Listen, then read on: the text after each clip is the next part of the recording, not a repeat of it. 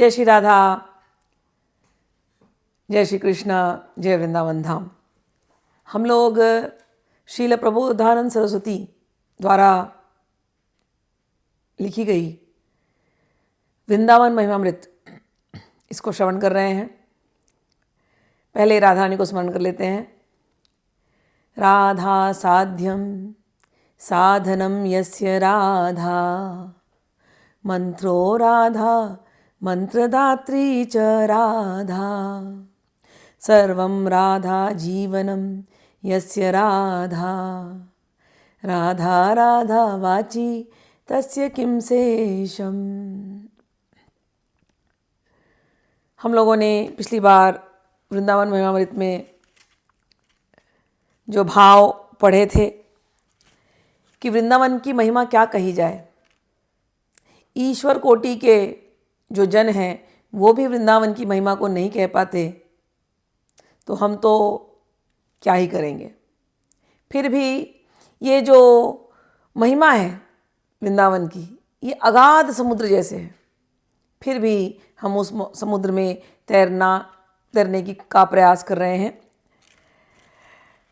ताकि जो भी यत्किंचित हम अवगाहन करें इसमें, उससे हम धन्य हो जाएं। श्री राधा मुरली मनोहर पदाम्भोजं सदा भावयन्, श्री चैतन्य महाप्रभो पदरजः स्वात्मानेवार्पयन्, श्रीमद्भागवतोत्तमान् गुणनिधीनत्या दरादानमन्, श्री वृंदावन दिव्य वैभवमहं स्तोतुं मुदा प्रारभे। श्री राधा मुरली मनोहर और श्री चैतन्य महाप्रभु और जितने भी वृंदावन के रसिक संत हैं, भक्तवृंद हैं, सबके चरणों में हम लोग प्रणाम करते हैं और श्री वृंदावन के वैभव की स्तुति करने में प्रवृत्त होते हैं। राधा कृष्ण विलास पूर्ण सुचमत्कारं महामाधुरी, सारस्वार चमत्कृतिं हरिरसोत्कर्ष काष्ठां परम्, दिव्यं स्वादरसैकरम्य सुभगाशेषं न शेषादिभिः, सशैरगम्य गुणोगपारमनिशं संस्तौमि वृंदावनम। ये वृंदावन महिमामृत का जो प्रथम शतक है, मैंने कहा था इसमें 17 शतक है, 1700 श्लोक के करीब। तो जो प्रथम शतक का जो चौथा श्लोक है, यहाँ हमने पिछली बार विराम दिया था। अब हम लोग उसके आगे चलते हैं, उसी श्लोक के भाव को पुनः स्मरण करते हैं कि कैसा है ये वृंदावन, कैसा है वृंदावन। भाव में जाइएगा। वृंदावन यानी कि बहुत ही आश्चर्यजनक। और क्या है यहाँ पर? श्री राधा कृष्ण के विलास से पूर्ण ऐसा वृंदावन, सुचमत्कारम, चमत्कारी वृंदावन, महामाधुरी युक्त वृंदावन, सारस्वार चमत्कृतिम हरिरसोत्कर्षस्य काष्ठां पराम। हरिरस की जो पराकाष्ठा है वो इस वृंदावन में है। हरिरस की पराकाष्ठा वो क्या है? हरिरस की पराकाष्ठा एक ही है, राधा रस। श्री राधा नाम श्रीमती राधा रानी। तो वृंदावन कैसा है? जहां देखो वहां देखो, हर तरफ केवल राधा रस, बस राधा रस बह रहा है। तो कह रहे हैं अतीव विस्मयकार है यह स्थान, श्रीहरि के श्रृंगार रस की पराकाष्ठा का प्रतिपादक है। और कैसा है? अप्राकृत है। और कैसा है? अस्वाधीनी है। मुख्य उज्ज्वल रस के अशेष सौभाग्य से गौरवान्वित है। कहते हैं दिव्यम स्वादरसैकरम्य सुभगाशेषम न शेषादिभिः। इसका जो रस है, इसका जो आस्वाद्य रस है, प्रेम रस, वो दिव्य है। इतना दिव्य है कि ईश्वर सहित शेष आदि भी जो देवतागण हैं इसके रस की गुण राशि का वर्णन करते हुए पार नहीं सकते। ऐसे वृंदावन की कहते हैं से शैशर गम्य गुणोघ पारम निशम संस्तौमी वृंदावनम, जिसके रस का पार ये भी देवता नहीं लगा सकते, उस वृंदावन को मैं निष्दिन संस्तौमी, मैं उसको प्रणाम करता हूँ, उसकी सम्यक प्रकार से स्तुति करता हूँ।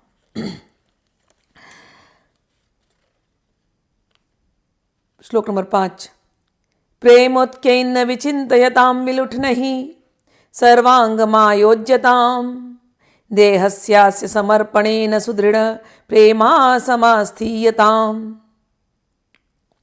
राधा जा निरूपस्यताम स्थिरचरण प्राणीह संतोष्यताम श्रीवृंदावनमेव सर्वपरमं सर्वात्मानश्रियताम प्रेमोत्कैन्न विचिन्तयताम, कह रहे हैं कि श्री वृंदावन का स्मरण कर। कैसे? कहते हैं प्रेमोत्कंठा से, विलुठ नहीं सर्वांग मायोज्यताम, अरे अपने सर्वांग को इसके रज में विलुंठन करने की योजना बना, नियोग कर। देहस्यास समर्पणेन सुदृढ़ प्रेमा समास्थीयताम, अपने देह को सुदृढ़ प्रेम में समाश्रित कर, इसको समर्पण कर वृंदावन में। राधा जानी रूपास्यताम स्थिरचर प्राणी संत्योष्यताम, श्री राधा नागर की उपासना कर, श्रीधाम के स्थावर जंगम प्राणी मात्र को संतुष्ट कर। इसी प्रकार श्री वृंदावनमेव सर्वपरमं सर्वात्मनाश्रियताम, कह रहे हैं इसी प्रकार सर्वश्रेष्ठ वृंदावन का ही काय मनोवाक्य से तू शरण ग्रहण कर। ये जो कह रहे हैं यहां पर एक एक श्लोक ध्यान है। भगवान के अलग अलग प्रकार से ध्यान किए जाते हैं। भगवान के नाम का ध्यान किया जाता है, रूप का ध्यान किया जाता है, लीलाओं का ध्यान किया जाता है, गुण का ध्यान किया जाता है। ये वृंदावन का धाम, उसका ध्यान है। क्योंकि जैसे ही ध्यान करेंगे ना तो वैसे ही लीलाएं प्रकट होने लगेंगी। रसोपासना में होता क्या है? रसोपासना जो उपासना, कई बार लोग पूछते हैं रसोपासना क्या है? अरे पहले चित्त की शुद्धि करनी होती है। भगवत गीता पढ़ करके जो भगवान के बताए गए जो रास्ता है, जो उन्होंने दिखाया है, मार्गदर्शन दिया है, उसके रास्ते चलते हुए चित्त की जब शुद्धि होती है, जब भगवान श्री कृष्ण से प्रेम होने लगता है, तब कहीं जाकर के भगवान कृष्ण तुमको वो रास्ता दिखाते हैं जहाँ तुम श्री राधा रानी के पास आते हो, वृंदावन पहुँचते हो। जब भगवान से प्रेम होगा तो वृंदावन पहुँचोगे ना। कहाँ है वो भगवान? कहाँ है वो भगवान? वृंदावन में प्रकट हुए थे, वृंदावन में लीलाएं की थी, तो वृंदावन पहुँचोगे। और जैसे ही वृंदावन पहुँचोगे फिर पता चलेगा अच्छा बरसाने वाली राधे, फिर पता चलेगा अच्छा रावल में भी राधा। राधा रानी के जन्म स्थान पे जाओगे, बरसाना में जाओगे, फिर सखियों का गांव, वहाँ जाओगे। ललिता सखी कौन है पता चलेगा, विशाखा सखी कौन है पता चलेगा, और भी जो अष्ट सखियाँ हैं उनके सारे गांव पता चलेंगे, वन पता चलेगा, एक एक जगह पे जो जो लीलाएं की वो पता चलेगा। कहते हैं जाओ अपने आप को वृंदावन के उस रज में विलुंठन करो। क्यों? भगवान स्वयं करते हैं। राधा रानी जहां जहां चलती हैं, भगवान श्री कृष्ण पीछे पीछे चलते हैं। कई बार सखियां पीछे पीछे चलती हैं और उस रज को जहां जहां राधा रानी ने अपने पैर रखे उस रज को लेती हैं और अपने ऊपर छिड़कती हुई चलती हैं। ऐसी तो महिमा है उस रज की। कैसे रहा जाए उस रज में, उस वृंदावन में? तो कहते हैं प्रेमोत्कैन विचिन्तयताम, प्रेमोत्कंठा से, इतनी उत्कंठा भरे मन से। लोटो उस रज में, लोटो उस रज को अपने शरीर पे लगा लो।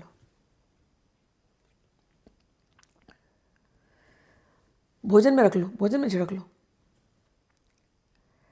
उस रज की इतनी महिमा है। तो प्रेमोत्क्येन विचिंतयताम विलुठ नहीं सर्वांग मायोज्यताम, अपने सारे अंग को बस उस वृंदावन के रज में लगाओ। देहस्यास समर्पणेन, अपने देह को, ये जो देह है इसको समर्पित कर दो वृंदावन के लिए, सुदृढ़ प्रेम युक्त होकर के। समास्थीयताम, और वृंदावन में जब जाओ तो वृंदावन में जो कोई भी है, जो कोई भी तुमको दिखता हो, सब प्रणाम करने के योग्य है। क्योंकि कोई वृंदावन तक पहुंचा है तो जरूर उसने कोई ऐसे महान पुण्य किए होंगे जिसकी वजह से वो वहां पहुंचा है। किसी न किसी गुरु का आशीर्वाद, संत महात्माओं का आशीर्वाद, कुछ ना कुछ ऐसा पुण्य उदय हुआ कि वो वृंदावन अब पहुंचा है। इसलिए वृंदावन जब जाओ तो दृष्टि एकदम ऐसे साफ रखते हुए जाना। कई बार क्या होता है, जब हम वृंदावन जाते हैं तो वहाँ की गंदगी देख करके, जब हम शहरों से जाते हैं तो वहाँ की गंदगी देख करके लगता है अरे कहाँ आ गए, हमने तो इतना सुना था वृंदावन के बारे में। अब आप वृंदावन महिमा सुनोगे ना तो बहुत इसकी महिमा निकलेगी। और मैं कह रही हूँ कि ऐसा लगेगा कि बस अभी अभी सब छोड़ो काम और चले जाओ वृंदावन, ऐसे मन करेगा। तो इतनी महिमा सुनने के बाद जब कई बार लोग जब जाते हैं वृंदावन तो वृंदावन में देखते हैं वृंदावन में गंदगी है, वृंदावन में ये है, बहुत कुछ, बहुत कंप्लेंट्स होते हैं उनके, हमारा तो मन हट गया वृंदावन से, लोग वहाँ के अच्छे नहीं है, ऐसे भी कंप्लेंट्स आते हैं। कई बार धोखाधड़ी भी होती है, पंडे लोग बड़े परेशान करते हैं कई बार, ऐसा बहुत कुछ होता है वहाँ पर। जो है सो है, लेकिन हम वहाँ क्यों जा रहे हैं ये लक्ष्य बड़ा क्लियर होना चाहिए। हम अपनी दृष्टि को साफ करने के लिए जा रहे हैं, हम अपने स्वभाव को, अपने चित्त को सही करने के लिए जा रहे हैं। शहरों में तो ये होता ही ऑफ कोर्स, लेकिन वृंदावन में अगर ये हो भी रहा है, आपसे आपको उनको ज्ञान देना है कि नहीं आपको ऐसा नहीं करना चाहिए, वो आप जो व्यवहारिक जो आपको करना है करिए, लेकिन खुद के अंदर, स्वयं के अंदर कैसी आपकी भावना होनी चाहिए। आप बस प्रेम के लिए जाएं वहाँ, प्रेम उत्कंठापूर्ण, ये भावना जब लाएंगे तो वृंदावन का स्वाद आएगा। अगर ये भावना नहीं है तो वृंदावन में बहुत कमियां नजर आएंगी। तो जो ये सिखा रहे हैं ये भावना, धीरे धीरे ये भावना वृंदावन महिमामृत सुनते सुनते ये भावना अपने आप प्रकट होने लगेगी। इसकी चिंता नहीं है, इसको रोज सुनना है, रोज इसके कुछ ना कुछ श्लोक निकाल करके पढ़ना है, सुनना है, ध्यान करना है। तो यहाँ पर जो कह रहे हैं, प्रेमोत्कंठा से श्री वृंदावन की चिंता कर, विलुंठन के लिए सर्वांगों का नियोग कर और इस भौतिक देह को समर्पण कर, सुदृढ़ प्रेम के समाश्रित हो श्री राधा नागर की उपासना कर। आप वृंदावन में जाकर के यदि कमियां देख रहे हैं तो या तो आप श्री राधा नागर की उपासना नहीं कर रहे। सही है ना बात? क्योंकि अगर आप इस युगल की उपासना यदि वहां कर रहे हैं तो आप क्या करोगे? आप वहां पर कोई व्रत लोगे, माला जपेंगे, परिक्रमा करेंगे, ऐसा कुछ व्रत लोगे ना, शुद्ध आचरण में जिएंगे। अगर आप ये काम नहीं कर रहे हो तो फिर आपका मन कहाँ जाएगा? दोष ढूंढने में जाएगा। तो कैसे होना चाहिए चित्त की स्थिति जब वृंदावन जाए? बिल्कुल ऐसी होनी चाहिए, श्री राधा नागर की उपासना कर, इसके अतिरिक्त और कुछ नहीं होना चाहिए। और श्रीधाम के स्थावर जंगम प्राणी मात्र को संतुष्ट कर। वहां के वृक्ष, वहां के पत्थर, वहां पर एक गिरवर नहीं, बहुत सारे गिरधारी हैं, बहुत सारे गिरवर हैं। हम जहां देखे सब गिरवर ही गिरवर है, सब हमारे लिए गोवर्धन। क्योंकि गोवर्धन क्या है? राधा कृष्ण का जो प्रेम है वो घनीभूत हो गया तो वो गोवर्धन बन गए, जो द्रवीभूत हो गया वो यमुना जी बन गई। तो जब हम जाएं तो पत्थर भी यदि हम देख रहे हैं तो वो भी श्री राधा कृष्ण, जल को देख रहे हैं, सरोवर को देख रहे हैं, कुंड को देख रहे हैं, राधा कृष्ण, पक्षियों को देख रहे हैं, राधा, वो राधा रानी ही है, ऐसा सोचना। एक एक महान भक्त हैं जो कभी वृंदावन को छोड़ करके नहीं जाना चाहते, तो वो वहां पर पक्षी बन गए हैं, वहां के मृग बन गए हैं, इत्यादि इत्यादि, जो भी वहां तुम देख रहे हो, वृक्ष बन गए हैं, पौधे बन गए हैं, सब ऊंचे ऊंचे भक्त हैं जो वहां पर वृंदावन में सदैव इसी प्रकार से वास करते हैं। तो इसलिए कह रहे हैं वहां के स्थावर जंगम प्राणी मात्र को संतुष्ट कर। इस प्रकार सर्वश्रेष्ठ वृंदावन की काही तू काया से, वाचा से और मन से तू आश्रय ग्रहण कर। अब आगे 6वां श्लोक। इतनी सारी बातें सुनने के बाद कहते हैं वेदांता प्रतिपादयन्ति मुखतो नो चेततः किम मन्यन्ते न च शास्त्र गर्तपतिता दुस्तरी तर्कीण किम ततः नो चेद भागवतानुभूति पदवीं यातस्ततः किम मम स्वात्मा वज्र सहस्र विद्ध इव न स्पंदेत वृंदावनात्। कह रहे हैं कि वेदांता, यदि श्री वृंदावन की महिमा वेदांत समूह के मुख से नहीं आ रही है, अगर वो प्रतिपादित नहीं करते, नो च एतत् किम मम तथा किम मम, उससे मुझे क्या। वेदांत को नहीं, कई बार लोग कहते हैं कहाँ ज़्यादा राधा रानी के बारे में वेदों में बताया नहीं गया। कई बार लोग ऐसे कुतार्किक होते हैं बहुत सारे, जो बहुत ऐसी वैसी बातें करते हैं कि वृंदावन के बारे में, वृंदावन में राधा रानी के बारे में बात नहीं किया गया, राधा रानी काल्पनिक है, ऐसे भी कई लोग बात करते हैं। और तुम्हें ये सब करना नहीं चाहिए, क्या है ये, क्या प्रेम की लीला है, क्या है ये, ऐसे भी लोग कहते हैं। वेदांत की बात करो, अद्वैत की बात करो, ब्रह्म की बात करो, ध्यान की बात करो, ये क्या बातें हैं, क्या चल रहा है।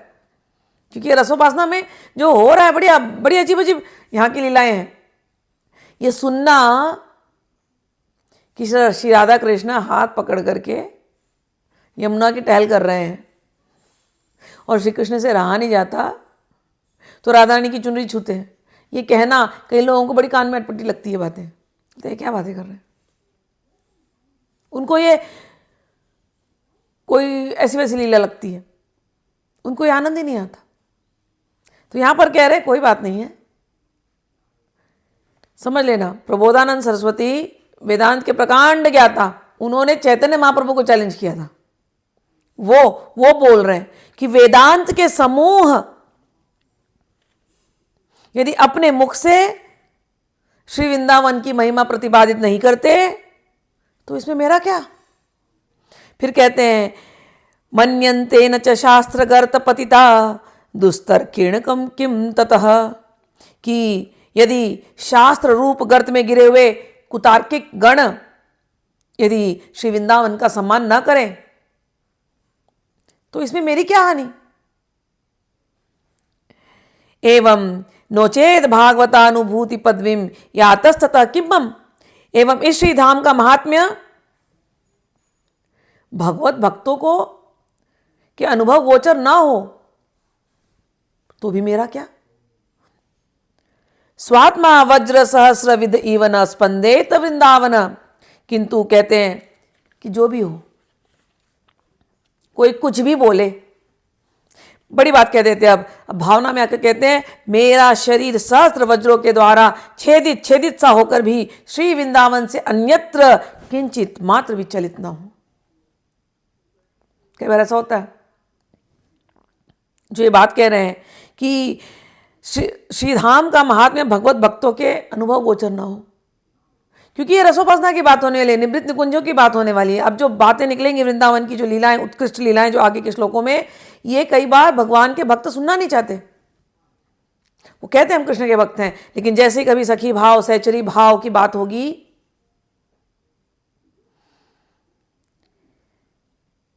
तो वो नहीं सुनना चाहते। उनको लगता है ये बस ये दूषित भाव वाली भावनाएं हैं। तो प्रबोधानंद जी कह रहे हैं उनको सोचने दो, यदि उनको अनुभव गोचर नहीं हो रहा तो उनको सोचने दो, उससे मेरा क्या। एक ऑर्गेनाइजेशन है, जो लोग भगवान कृष्ण के भक्ति का प्रचार तो कर रहे हैं, बहुत अच्छा किया उन्होंने, लेकिन उनके यहाँ कई बार जब लोग जाते हैं तो ये भी होता है कि राधा रानी की भी बात कोई कर दे तो वो कहते नहीं तुम राधा रानी के लायक नहीं हो, वो बातें नहीं करनी चाहिए। कोई गोपिया की बात कर दे, अरे नहीं बात करनी नहीं चाहिए कहते हैं। और ये सखी भाव, सहचरी भाव, हाँ दूर रहो सहजी आए ये, नाम दे दिया सहजिया। अब लोगों को पता ही नहीं क्या है ये, तो सुनने वाले बेचारे नए जाते हैं, उनको पता ही नहीं क्या है। और ये जो प्रचारक है वो भी ऐसी ऐसी घबरावा देते हैं। भैया, जिससे तुम इतना दूर भाग रहे हो ना, उसी भाव, उसी सहचरी भाव, उसी सखी भाव को प्रबोधानंद सरस्वती वो दे रहे हैं। और प्रबोधानंद सरस्वती को तो आप बहुत अपने लेक्चर्स में आप उनकी बात करते हो। चैतन्य महाप्रभु ने उनको आशीर्वाद दिया, उन्होंने राधा रसुदानिधि लिखी, उसमें भी उस पहला जो आशीर्वाद है वो चैतन्य महाप्रभु को याद करते हैं, पहला जो श्लोक है। तो वो प्रबोधानंद सरस्वती रूप गोस्वामी तक मंजरी भाव में जाकर के यही सहचरी भाव की बात करते हैं। तो इस प्रकार से इसको एक नाम दे देना, सहजिया सहजिया सहजिया, बिना जाने, ये गलत प्रचार नहीं करना।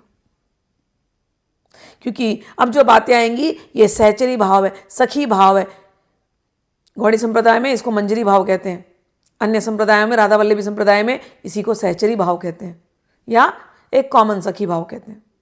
क्या है, कैसा है, जब आप इसमें और सुनेंगे, सुनते जाएंगे। मेरा प्रयास ये है कि इसलिए मैंने ये वृंदावन महिमामृत समझाने का प्रयास कर रही हूँ मैं, कि जितना आप सुनेंगे, दो बुक्स, वृंदावन महिमामृत और राधा रस सुधानिधि, ये जितना आप सुनेंगे, सुनते आपको समझ जाएगा सहचरी भाव क्या है या मंजरी भाव क्या है, दोनों एक ही है। तो अब हम लोग चलते हैं। तो वो कह रहे हैं कि कोई वेदांत में इसकी बातें नहीं हो रही, कोई बात नहीं है, क्योंकि वेदांत भी अलग बात करता है ना, ये अंदर की निवृत्त निकुंज की लीलाओं की बात नहीं करता। तो बोलते कोई बात नहीं है। लेकिन मैं कह रहे हैं कि कोई सहस्त्र वज्रों के द्वारा छेदित भेदित भी मुझे कर दे, तो भी अब मैं वृंदावन से अन्यत्र कुछ और सोचूंगा ही नहीं। ये जरूरी था उनको बोलना शायद। जब मैं पढ़ती थी उनके भाव को, मैं सोचती थी बार बार जगह जगह में आकर के इस प्रकार से बोलेंगे, तो मुझे समझ में आता था, हाँ वो काशी से उठ करके वृंदावन आए और ये बातें कर रहे हैं। तो संभव होगा कि कई लोगों ने इनको भी क्रिटिसाइज किया होगा कि इनको क्या हो गया, ज्ञान की, वेदांत की बात छोड़कर के ये भी वही कर रहे हैं, रज की बात कर रहे हैं, ये प्रेम की लीलाओं की बात कर रहे हैं, भगवत प्रेम की लीलाओं की बात कर रहे हैं।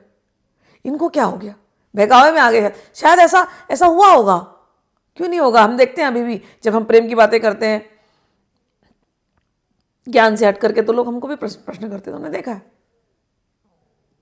तो ये भाव यही है। और यही बात जब हम श्री ध्रुवदास जी की 42 लीला पढ़ते हैं, उसमें वृंदावन शत में यही बात कह रहे हैं। वो भी वृंदावन के बारे में कहते हैं, यद्यपि धावत विषय को भजन गहत बिच पानी, ऐसे वृंदा विपिन की शरण गही ध्रुव आनी। कहते हैं यद्यपि चंचल मन विषयों की ओर दौड़ता है, तथापि वृंदावन का भजन रस उसे बीच में ही हाथ पकड़ कर संभाल लेता है। बसिबो वृंदावन को, बसिबो वृंदावन को, जिही तिही विधि दृढ़ होई, नहीं चूके ऐसो समय जतन कीजिए सोई। कहाँ तू कहाँ वृंदा विपिन, आनी बनियो भलबान, यह बात जिय समझ के अपनो छोड़ सयान। कहते अरे अपना सयानापन छोड़, क्या बेकार की बातों में पड़ा हुआ है, क्या तू कितना तुच्छ प्राणी है, तू कहां और दिव्य वृंदावन का वास कहां। जिस प्रकार भी हो, कैसे भी हो, अपने वृंदावन के वास की भावना को तू तीव्र कर, ये अवसर हाथ से खोने मत दे। मन के विचारों की, ये ज्ञान की चतुराई सब छोड़ दे और जाकर के वृंदावन में वास कर। छिन भंगुर तन जात है, अरे एक क्षण भंगुरी तेरा तन है। छिन भंगुर तन जात है, छाड़ी है विषय अलोल, कौड़ी बदले ले ही तू अद्भुत रतन अमोल। कहते हैं विषयों के पीछे भाग रहा है तू, और न जाने कितनी कितनी लॉजिक देता है, कितने आर्गुमेंट। कहते हैं अरे इसको त्याग दे। क्यों? विषय सुख रूपी कौड़ी के बदले अमोल रत्न रूपी वृंदावन को तू त्याग रहा है, तेरे समझ में नहीं आ रहा, तो उस अमोल रत्न रूपी वृंदावन को तू प्राप्त कर। कहते हैं कहां फंसा हुआ है? नहीं सो माता पिता नहीं, मित्र पुत्र कोई नाही, इनमें जो अंतर करे बसत वृंदावन माही। वहां माता माता नहीं है, पिता पिता नहीं है, मित्र और पुत्र भी कोई अपने नहीं है, जो वृंदावन वास करने में अंतराय उत्पन्न करते हैं। नाते जेते जगत के ते सब मिथ्या मान, सत्य नित्य आनंदमय वृंदावन पहचान। अरे भूल जाए नाते रिश्ते सब जगत के, सबको मिथ्या मान, सत्य नित्य आनंदमय वृंदा विपिन पहचान। बस के वृंदा विपिन में ऐसे मन में राख, प्राण तजो बन ना तजो, प्राण तजो वन ना तजो, प्राण तजो वन ना तजो। कहो बात को लाख, कोई लाख सुनाए, कोई लाख आर्गुमेंट दे, कोई कुछ भी करे, एक निश्चय कर लो, एक निश्चय कर लो कि हमारा मन तो वृंदावन में ही रहेगा, हम वृंदावन वासी ही हैं। प्राण तजो बन ना तजो, प्राण त्यागना हो तो त्याग देंगे, लेकिन मन को नहीं त्यागेंगे। और क्या? चलत फिरत सुनियत यही श्री राधा वल्लभ लाल, ऐसे वृंदावन विपिन में बसत रहो सब काल। चलते फिरते, ये वृंदावन की महिमा है कि वहां तुमको चलते फिरते श्री राधा वल्लभ लाल की का स्मरण हो ही जाएगा, कुछ करने की जरूरत नहीं पड़ती। जहां जाओ वृंदावन में, अरे उतरते से ही मथुरा स्टेशन पे उतरो, वो रज लगाने से ही श्रीमती राधा रानी का स्मरण हो जाता है, राधा कृष्ण का स्मरण हो जाता है। वहां पर बैठते ही कोई बुलाता भी है ना स्टेशन से, राधे ऐसे बुलाते हैं वहां पर, राधे राधे कहाँ जाना है राधे हाँ राधे यहाँ ले चलो। ये महिमा है स्टेशन की, मथुरा स्टेशन की, ये महिमा है वृंदावन धाम की, कि वहां राधा नाम ऐसे ही कानों में बस पड़ता रहता है। चलत फिरत सुनियत है श्री राधा वल्लभ लाल, ऐसे वृंदा विपिन में बसत रहो सब काल। ऐसे वृंदावन में हम हर काल में बसो। कभी कभी अब जो सुनने वाले बहुत आप लोग सुन रहे होंगे, सब तो वृंदावन में बस नहीं सकते हमेशा, हम खुद ही नहीं बस पाते, हम खुद ही 7 समुद्र पार हैं और घर के अपने जो भी काम करने हैं तो लेकिन एक मन है ना, एक हृदय है ना, इसको वृंदावन की परिक्रमा कराते रहो। और ये कैसे होगा? जब आप रोज वृंदावन महिमामृत पढ़ोगे, सुनोगे, ध्यान करोगे। हमारा शरीर भले यहाँ है, लेकिन मन एक क्षण के लिए भी वृंदावन से हटता ही नहीं है, सत्य कहते हैं। ये महिमा है वृंदावन धाम की। I lost my heart in Vrindavan. कोई नहीं भूल सकता वृंदावन को। अगर वृंदावन में रसिक संतों ने जिस प्रकार की रहनी बताई है, उस प्रकार की रहनी से रहोगे, आप भूल ही नहीं सकोगे। बसिबो वृंदावन को यह मन में धर ले हूँ, कीजे ऐसे नेम दृढ़ या रज में परे देह। यही बात कह रहे हैं कि देखो, ऐसे मन में दृढ़ निश्चय कर लो कि बसबो वृंदावन में, हम वृंदा विपिन में ही रहेंगे। और ऐसा नियम दृढ़ कर लो कि इस रज में ही हमारा देह पड़ा रहे, जो अभी प्रबोधानंद सरस्वती ने कहा, विलुंठन करो इस रज में। बस यही भावना तुम भी करो कि इसी रज में बस हम लौट रहे हैं बस।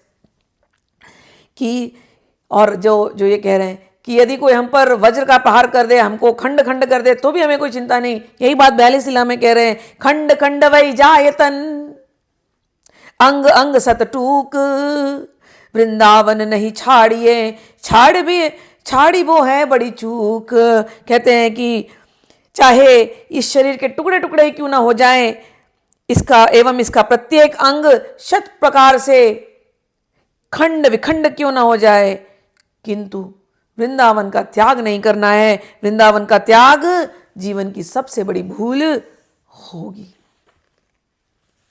ऐसा सुंदर भाव है। तो वृंदावन जो वहाँ पर हैं वो वृंदावन तो कभी छोड़े ही नहीं, और जो नहीं है वो वृंदावन का हमेशा स्मरण करे। स्मरण करने मात्र से भी वृंदावन की एक कृपा आपको प्राप्त हो जाएगी। आगे चल करके प्रबोधानंद किन्हीं श्लोकों में इस विचार को भी देंगे।